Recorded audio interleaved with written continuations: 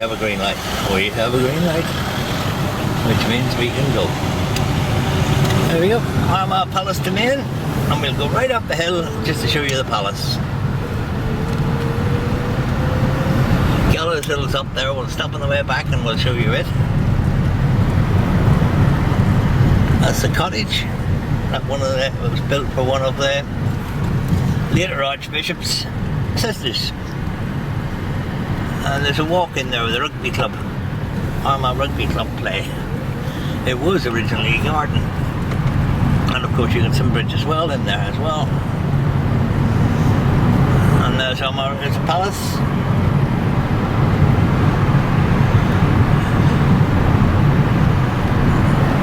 You can see.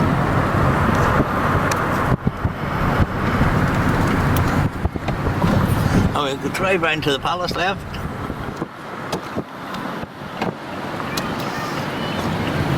To show you what Archbishop Robertson built. Originally it was only 2 stories, and the story was added, and there's a basement story which is for the servants. It was very big grounds. The golf course is over there and it's now built.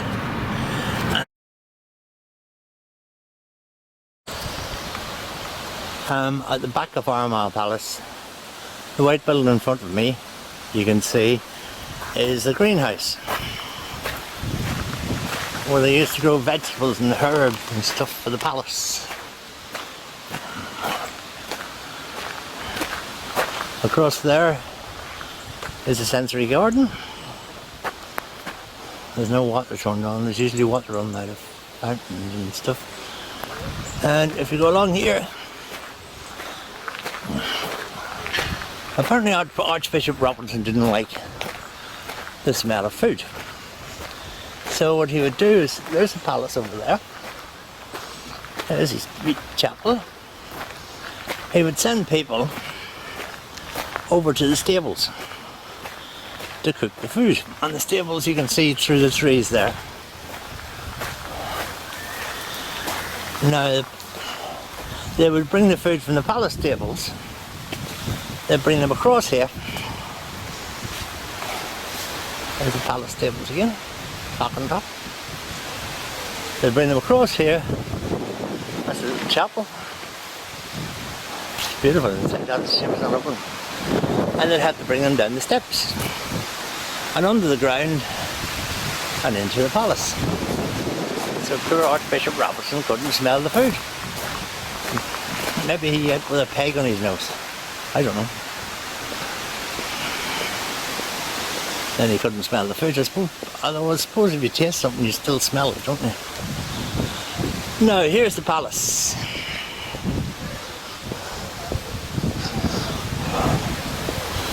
And if you look below, you will see where the servants used to live. They lived in the bottom, in the basement, while the Archbishop lived on the upper 2 floors. The 3rd floor was allocated by another Archbishop. And if we go round, you can see the Archbishop's chapel. And it's a beautiful little chapel.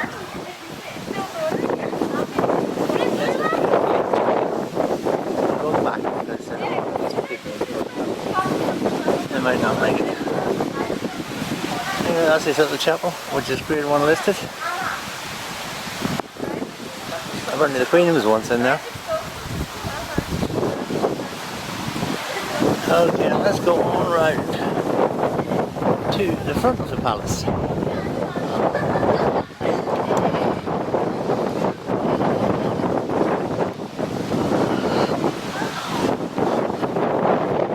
And you see the poor old servants were down there. The windows were below the view of the garden. But then, in those days, that's the way people were treated. There were different classes of people. There were the upper class and the lower class. And there you go, there's a better picture of the Archbishop's chapel.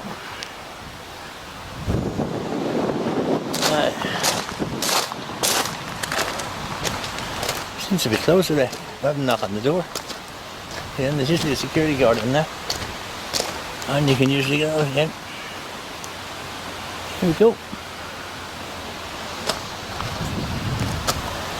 And there's the grounds. And there's my sister over there in the car. If we go over here. Okay, I'm going to stop it for a while because I'm going to have to walk a little bit. And there is the palace is Grade 1 listed. That's the Archbishop's Chapel. It's beautiful inside, it's Grade 1 listed. And behind that is the old palace stables, which this is still used by the council as offices. And it's also used for functions. And Armagh Park Run, of course, takes place here as well, which was set up by a friend of mine called Paul Sinnott-Ewart, who he used to help me out with a race that I used to organise called the London Green Belt Relay.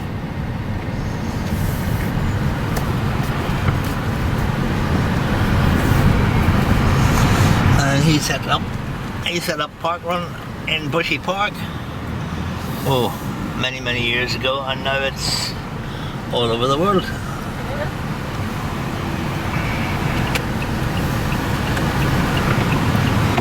Now we will go down here and we will show you Gallows Hill. Well, we'll show you up to Gallows Hill. You can see the cathedral. That's the old cathedral through the trees.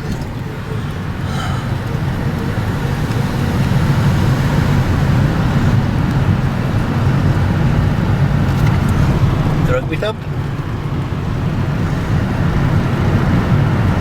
The rugby club wasn't there when they built the Great Road of the Fuse. Rugby's not over 2,000 years old. And here we go, we put into this little car park down here. And if you look up there, you'll see an information board. And that information board is about it. That information board is about, you can see the pedestal board behind those trees. And that information. Back at Armagh Palace Demesne, and that is the current entrance from Friary Road. It's not the original entrance, because the original entrance went past the rugby club and out beside what is now the old police station, and the pillars and gates of the original entrance have been moved up to a house owned by the cathedral, next to the cathedral. I think it's the Sea House. And if we look around here, that is Lady Anne's gate, who was one of the Archbishop's sisters. I'll find out when I see the notice board in a second whose sister it was. And it was a walled garden she had, and it was a very, very large walled garden. And if we look inside, you can see the rugby club has got a lot of space here. And there's the rugby club down there. Armagh Rugby Club. And behind the rugby club is the golf course and between the two of them is St. Bridget's Well, which is very difficult to get to unless the rugby club's open, because the gate for the rugby club is always closed unless they're playing rugby or there are people in there training. And recently the council spent something like £250,000 refurbishing the St. Bridget's Well so people could see it, and now it's difficult to get in to see it. Now here we go, Lady Anne's Gate, and there is a notice board for Lady Anne's Gate. She was a sister. She lived from 1779 to 1842, and she was the sister of Lord John Beresford, Archbishop of Armagh from 1822 to 1862. Lady Anne was the Archbishop's favourite sister and resided with him at the palace. She also had a cottage near the present entrance to the domain. Lady Anne's Walk was used as a title of a novel written in 1903 by a later Archbishop's daughter, Miss Eleanor Alexander. The book is a series of musings and imaginings stimulated by Alexander's thought on the sister of Archbishop Beresford after she became aware of Lady Anne Beresford's neglected garden in the palace grounds. I'll let you read the rest of it yourself. Okay. And down there is, you can see part of the walls of the old friary. Now we'll go back out here.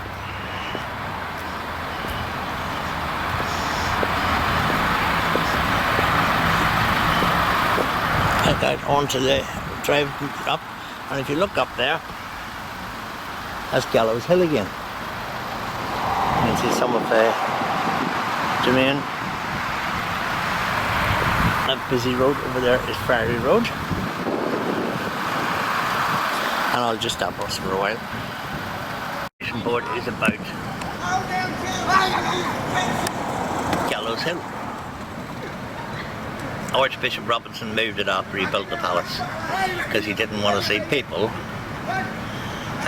executed from his palace windows, and he moved it to in front of the new jail, which is further down the road, Friary Road, and a little bit extra, and it overlooks the Mall.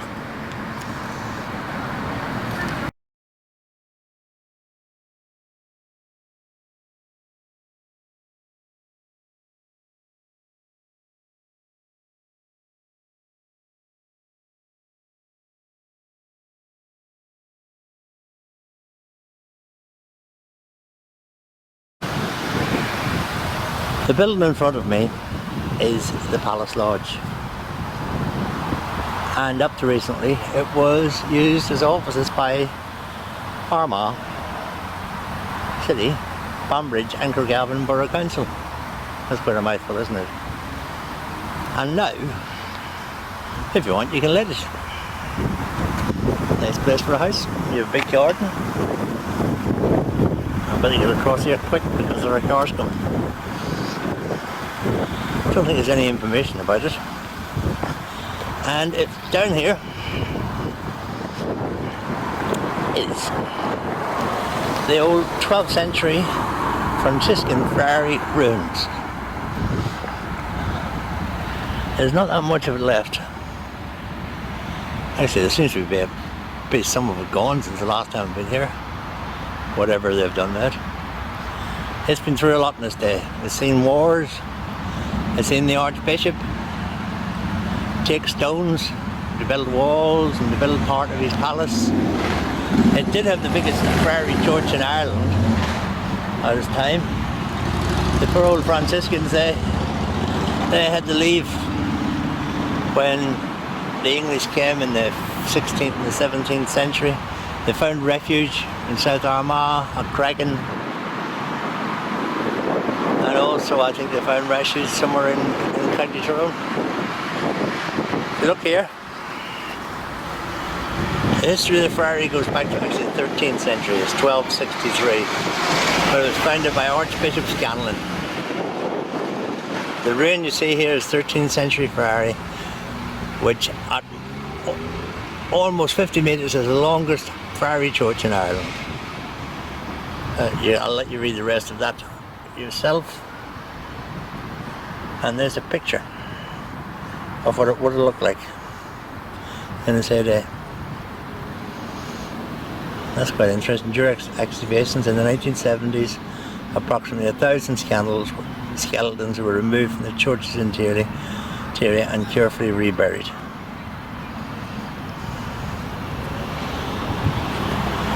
Over there is now a gate into the rugby club, or into what was the old garden.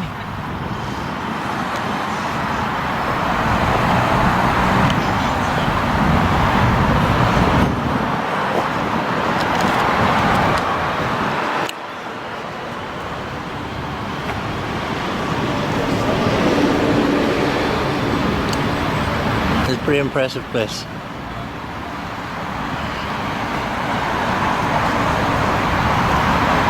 Let's get down there. There's a closer look.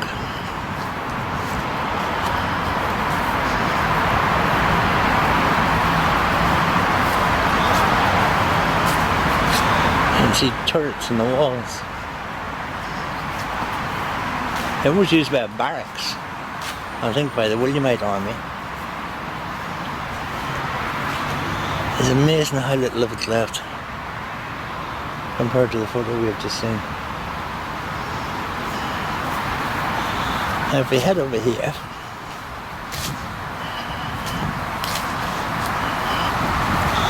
I'll stop it because it's a bit of a walk. That is the Armagh City Hotel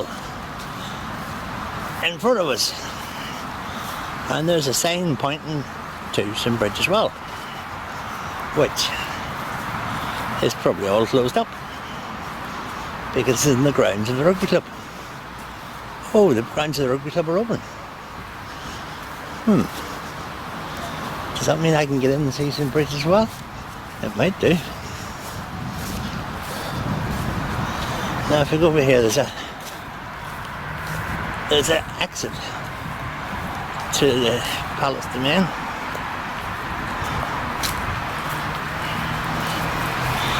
And there's a notice board at the exit. And the notice board, as far as I remember, is about St Bridget's Well.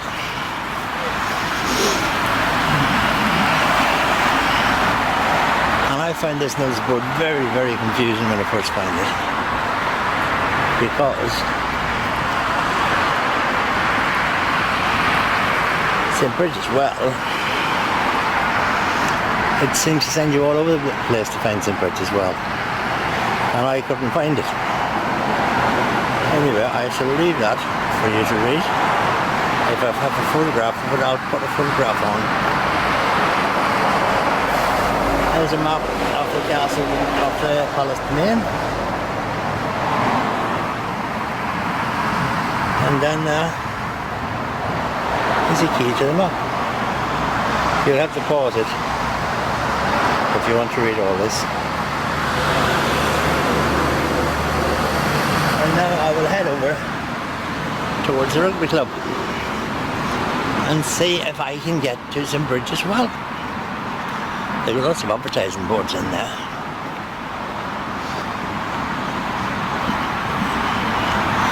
The rugby club used to play rugby on the Mall, and in the 1970s the local council gave them this ground and they built the rugby club here. And they're quite a decent team. As far as I know, they're in the top Irish league now. There you go. A huge wall which would have been around Lady Anne's garden. No, there seems to be a function thing.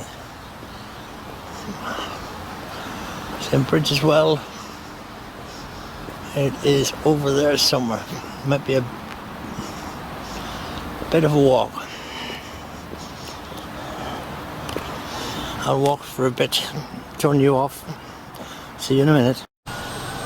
I'm back at Armagh Rugby Club. That is the main clubhouse.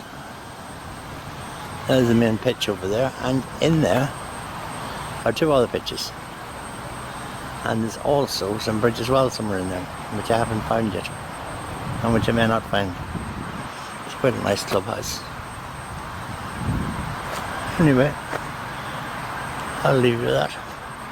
And believe it or not, I didn't know Armagh had a homing pigeon society. It was established in 1946. And that is the headquarters of the Homing Pigeon Society. Amazing. One of the most incredible things I found today. Can't see any pigeons coming back. But maybe they do. Signing off for now. It's back at the hotel. It's got a nice balcony and beer garden up there, that hotel. It's nice inside. As I said, there's going to be a large function on here today, or sometime over the weekend. That is a huge tent to have. Anyway, goodbye for now. Hope you enjoyed.